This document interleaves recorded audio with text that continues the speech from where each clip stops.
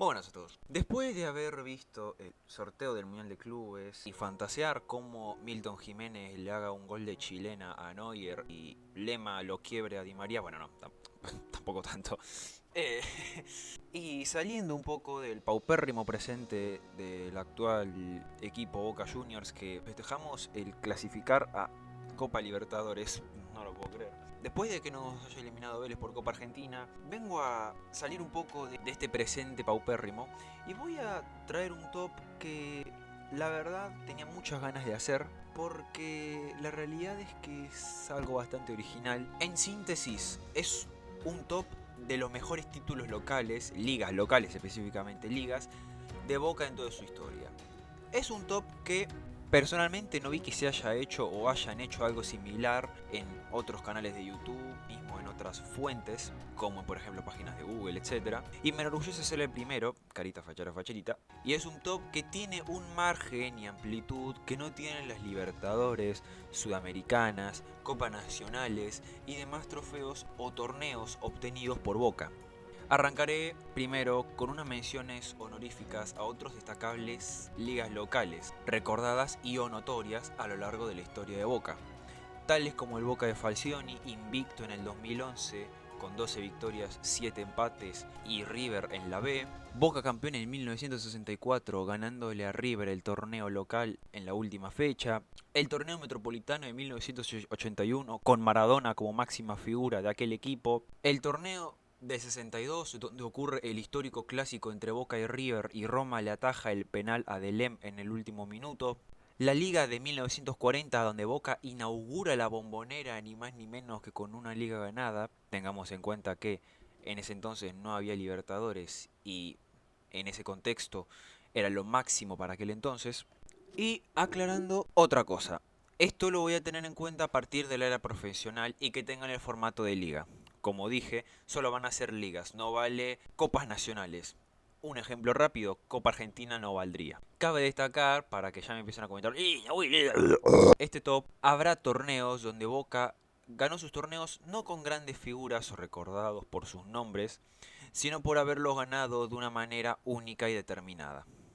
Sin mucho más para decir, vamos a arrancar con el top 6 de las mejores ligas locales en la historia de Boca. Arrancando por Boca 2022, campeón frente a Racing con los 4 grandes como definición del campeonato. Esta es reciente, es literalmente la última.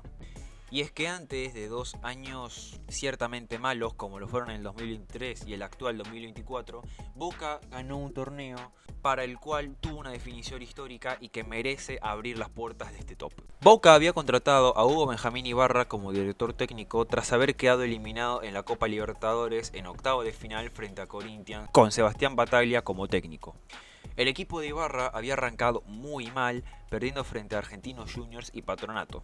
Pero una victoria sumamente importante y trascendental frente a Atlético Tucumán en la Bombonera por 2-1 logró un despertar en ese equipo. Un equipo que ya tenía de figura a un Agustín Rossi, que venía de hacer una dignísima serie frente al mismo Corinthians por Libertadores, siendo clave para ganar la Copa de la Liga de ese mismo año con atajadas y momentos recordados, y con un Lucas Langoni que tras aquel recordado partido con Atlético Tucumán se aseguró la titularidad para el resto del campeonato y mostraría un nivel de juego tanto eficaz como determinante que lo transformaría en la figura de aquel campeonato. Boca tendría partidos claves como el que le ganaría ante Colón por 2-1, ante Gimnasia por mismo resultado, Sarmiento 1-0 y de los más trascendentales fue aquel triunfo contra River con gol de cabeza del Pipa Benedetto. Disputaba la liga en aquel entonces con un Racing de Fernando Gago que tras hacer una notoria campaña definían la liga entre ambos clubes, y con la particularidad de que Boca enfrentaba a Independiente la Bombonera y Racing a River en el Cilindro. ¿Qué quería decir esto? Que la liga se definía e involucraba a los 4 clubes más grandes del fútbol argentino en una definición histórica e inolvidable. Boca dependía de sí mismo, mientras que Racing necesitaba del resultado de Boca para poder salir campeón, ya fuera que Boca empatara o perdiera. Boca arrancó con el pie izquierdo luego de un penal ejecutado por Leandro Fernández para poner el 1-0.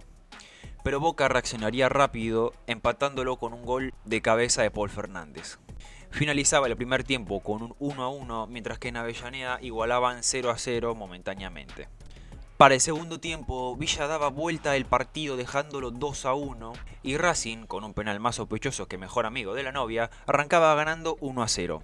Rossi tendría de sus atajadas apareciendo para buscar evitar el empate Independiente, pero que en simultáneo con River, ambos empataban a los equipos que disputaban el campeonato en cuestión. Uno más boludo que el otro, o sea, literal estaban ayudando a sus rivales a salir campeones, o sea, no podían ser tan mogol. Boca e Independiente no se sacarían mayor ventaja y finalizarían el partido por 2-2. Por 2-2, perdón, soy de Boca, no sé vocalizar. Pero en el cilindro, casi llegando al final, hubo otro penal más raro que Armani atajando un penal. ¿Para qué? Si lo convertía Racing, era campeón, sacándole el título a Boca en la última fecha. Afortunadamente para los hinchas de Boca, el penal lo pateó Galván. Y Borja, que vive en otro contexto y no entiende lo que está pasando, le convierte el 2-1 a Racing para finalizar así el partido en Avellaneda y coronar a Boca campeón de la liga profesional. Entra y abre este top por cómo se dio la particularidad de que los 4 grandes del fútbol argentino cierren la liga argentina y, en síntesis, por la gran definición de campeonato que hubo, que dejó un nuevo título para los bosteros. Número 5. Apertura de 1998. Después de 3 años de sequía, el primer título de Carlos Bianchi y campeón invicto. Aquel título que inauguró aquella época dorada y dejó el famoso récord de los 40 partidos invicto y que se mantendría inclusive hasta el clausura del 99. Luego del Mundial del 98 ganado por Francia y los pasos de Carlos Bilardo y Bambino Veira como técnicos de Boca en años anteriores, la Tota Fabri, Canigia y Diego Latorre abandonarían el club. Asumió Carlos Bianchi, que venía de hacer historia con Vélez ganando 6 títulos en 3 años, y quien traería al Chipi Barijo, José Basualdo y Hugo Benjamín Ibarra como refuerzos para mejorar el juego colectivo del equipo. Para ese entonces, el equipo ya contaba con figuras como Guillermo Arros Esqueloto, Juan Román Riquelme y un joven Martín Palermo que sería goleador del torneo Apertura con 20 goles en 19 partidos y serían unas estadísticas récord en torneos cortos del fútbol argentino y figura de aquel torneo. Boca ganaría dicha liga de manera amplia y sólida, rompiendo una sequía de 5 años sin títulos locales y dejando partidos para el recuerdo como aquel partido frente a Platense con golazo de Román, el 3-1 a San Lorenzo con gol de Palermo de tijera, el 2-1 frente a Talleres en la Bombonera con golazo de Guillermo Arros Esqueloto,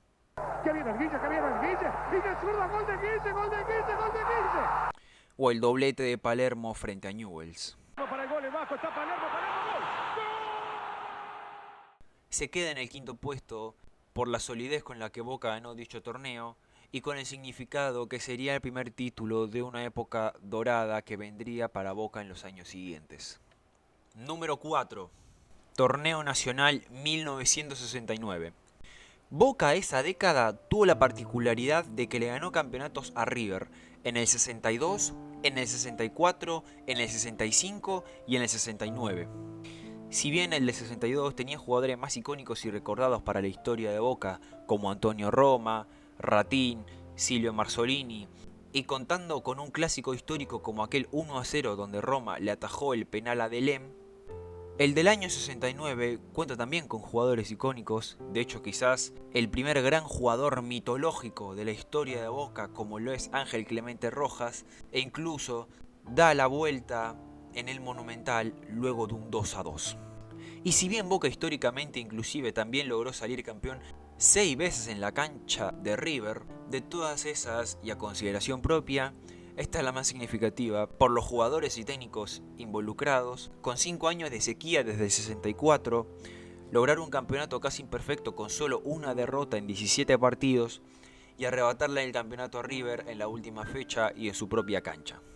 Aquel equipo, dirigido por Alfredo Di Stéfano, arrancó con 12 partidos invicto, y su única derrota ocurrió recién en la fecha 13 frente a San Martín de Mendoza. Tuvo victorias frente a cada grande, como con San Lorenzo por 3-2, con Racing por 2-1 y con Independiente por 2-0. Pero sin duda que la más importante, significativa y hasta histórica resultó en la última fecha. El último partido era frente a River en el Monumental, donde con 2 goles tempranos de Norberto Madruga, la verdad que los madrugó bastante, a los 12 minutos y los 35 del primer tiempo, pese a los goles de Mas y Marchetti para empatar por 2-2, finalizaría el partido y terminado el encuentro, Boca festejó un nuevo campeonato obtenido en casa de su clásico rival y por cuarta vez arrebatándoselo a River en esa década. Número 3. La medalla de bronce. Campeonato de 1943. Del bicampeonato logrado por Boca en el 43 y el 44, estaba indeciso eligiendo con cuál de los dos quedarme. Pero tras una gran indecisión, ya que cada uno tiene su recuerdo histórico en la memoria del hincha de Boca, me termino quedando con este por lo icónico que quedó, incluso siendo de los títulos más importantes de la historia de Boca. Remontar lo que venía siendo una campaña floja de Boca hasta ese entonces, el factor determinante de Severino Varela, un gran ídolo en la historia de Boca, quien por un tiempo inclusive fue el jugador extranjero con más goles en la historia del Xeneize, y por primera vez en la historia y segunda vez en este top, sacándole el campeonato a River en la última fecha. Boca arrancó dicho campeonato de una manera pacífica con victorias frente a Racing y Rosario Central, pero que 3 derrotas prácticamente al hilo con San Lorenzo, River y Huracán alejaban a Boca de la punta y dejaban a River puntero. Pero aquella derrota con el Globo sería su última en todo el campeonato, ya que remontaría su rendimiento y se acercaría a la punta del torneo. Incluso cuando le tocó volver a enfrentarse a San Lorenzo y River, ganándoles 6-4 y 2-1 respectivamente, y con Severino Varela y Jaime Zarlanga como figuras goleadoras, con doblete de Zarlanga al Ciclón y de Severino Varela a los Primos, dejando para la historia este famoso gol de Palomita del uruguayo. Y desde la fecha 21 hasta la 30, una serie de victorias continuas llevaron a Boca a una situación decisiva con quien se quedaba ese torneo en cuestión, disputando su último partido frente a Ferro de visitante, y parecía escapársele dicha liga e ir para los de Núñez. Pero 2 goles de Zarlanga en los últimos 15 minutos le dieron el triunfo a Boca, un punto por encima de River. Imagínense la notoriedad y lo que había significado para el hincha, que luego quedó inmortalizado en la memoria de los hinchas aquel 11 inicial de Boca frente a Ferro. Vaca, Marante, Baluzzi, Sosa, Lazzati, Pesia, Boyé, Corcuera, Zarlanga, Varela y Sánchez. Número 2. Personalmente, mi favorita. Superliga 2020. Un 19 de diciembre de 2019 asume Jorge Amoramial como presidente de Boca y Juan Román Riquelme como sucesor y vicepresidente ejecutivo, siendo también de manera directa a quien se referirían como quien acertara o responsable de las futuras decisiones de Boca como club. Y su primera determinación fue la de contratar a Miguel Ángel Russo luego de la salida de Gustavo Alfaro para mejorar el equipo y pelearle la liga a un River Plate que venía puntero y en su plenitud futbolística conducida por Marcelo Gallardo. Lo cierto es que Boca logró acercarse más a River y esas fechas finales se tornó en una gran disputa por quién se quedaba por la entonces Superliga. Boca obtendría victorias frente a Talleres, Atlético Tucumán, Central Córdoba, Godoy Cruz y Colón por goleada, asentando hasta ese entonces a Boca como segundo puesto y a la espera de River, quien tras lograr victorias frente a Estudiantes, Central Córdoba y Unión, tuvo un empate frente a Defensa y Justicia que significó un duro tropiezo para estar a solo un punto de diferencia con Boca y dejar a la espera quién se llevaría la Superliga. River dependiendo de sí mismo frente a Atlético Tucumán y Boca dependiendo de su resultado como del de River. Es importante tener el contexto de que esos años anteriores Boca había sufrido dolorosas derrotas frente a River por torneos internacionales, que le llevaron a la eliminación de dichos torneos por varios años, y que ese campeonato significaba sacarse un gran peso de encima en cuanto al hecho de arrebatarle un campeonato al rival, pero esta vez siendo Boca a River. Y entre todo esto, surge un protagonista que tuvo una mejora futbolística que incluso lo volvió a posicionar en un pedestal de ídolo al que pocos llegan.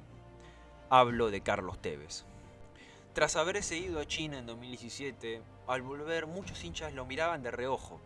No lo veían como aquel que en 2015 volvió en su mejor momento futbolístico a jugar en Boca y llenó la Bombonera, sumado a que le tocó ser suplente todo el 2018 y 2019 sin tener la oportunidad de lucirse, como quien sabe y se merecía. Perdón. Tevez terminó siendo suplente de Soldano y de Hurtado, o sea, mamá. Pero es que con la llegada de Miguel Ángel Russo, el Apache recuperó su confianza y regresó a ese nivel futbolístico arrasador, aguerrido, pero técnico y efectivo, que lo transformaron en la figura futbolística del equipo con goles frente a Talleres, Central Córdoba, Godoy Cruz y Colón. Pero aún faltaba el más importante de todos esos. Se jugaban en simultáneo River contra Atlético Tucumán y Boca contra Gimnasia. Terminado el primer tiempo no hubo goles en la Boca, pero River y el Decano igualaban 1-1 con goles de Toledo y Matías Suárez. Luego en el segundo tiempo no se sacarían más diferencias, pero mientras tanto el Apache, Carlos Tevez, ilusionaba a toda la Bombonera con el gol más importante del campeonato y, dicho por él, uno de los goles más importantes de su carrera.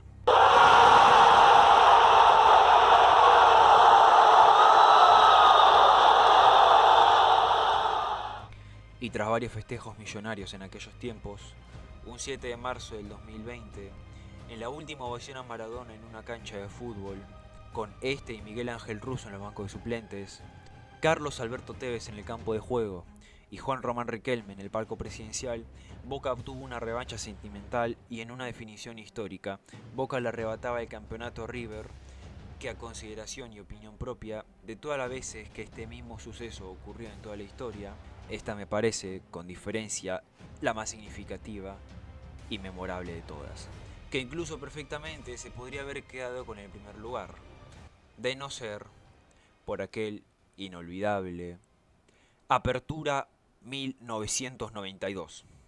Después de 11 años de sequía en el ámbito local, Boca no ganó títulos habiendo pasado técnicos como Di Stéfano y Menotti.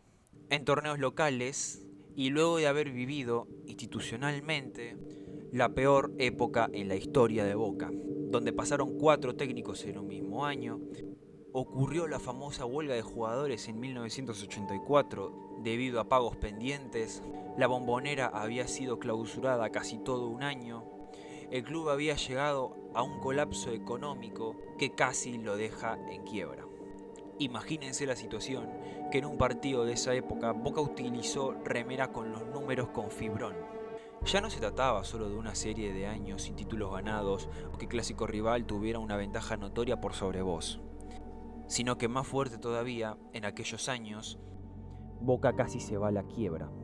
Ya se había tenido sequías sin ganar títulos, como de 4, 5 y siendo la máxima de 9 años hasta aquel entonces. Pero esta fue la más larga, siendo de 11 años desde 1981 con el campeonato logrado por Diego Armando Maradona. Boca contrató a Óscar Tabarez como nuevo director técnico en mayo de 1992.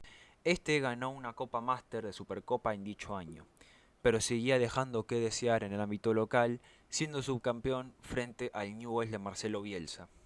Sin embargo, con la salida de Diego Latorre, Boca contaba con jugadores como McAllister, el Mono Navarro Montoya y sus dos máximas figuras como el Manteca Martínez y el Beto Márcico. Pese a una victoria frente a Belgrano, Boca empataría por 0 frente a Deportivo Mandillú y Talleres. Remontaría en dicho torneo con victorias frente a San Lorenzo, Argentinos Juniors, Vélez y River, ganándole 1-0 con gol del Manteca Martínez y aquel recordado festejo de él colgado del alambrado.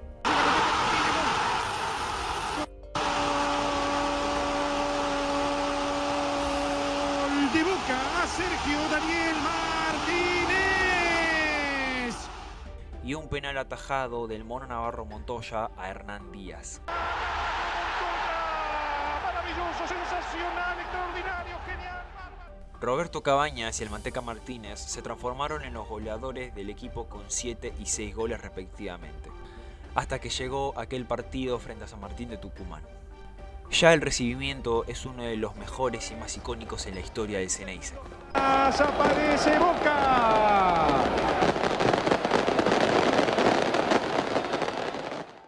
El Beto Márcico declaraba esto. El jugador de Boca está muy motivado, seguro que hay un nerviosismo, pero vamos a mostrarle por qué Boca se va a llevar el campeonato, porque es el mejor de todo. Gracias, Beto, suerte. Chao, gracias.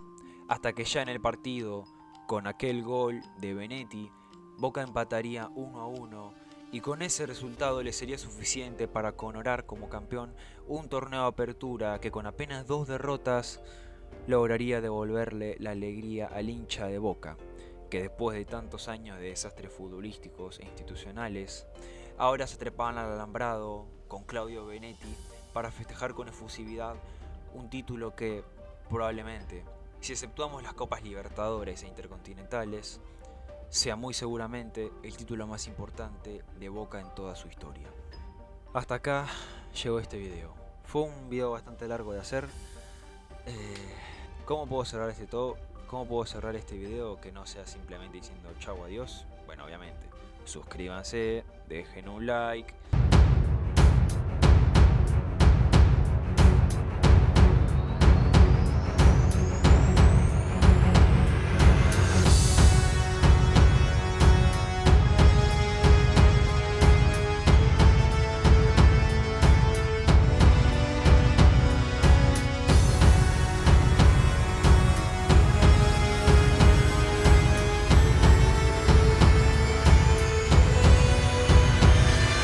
Alain. Yo quiero de lo que fuma este tipo.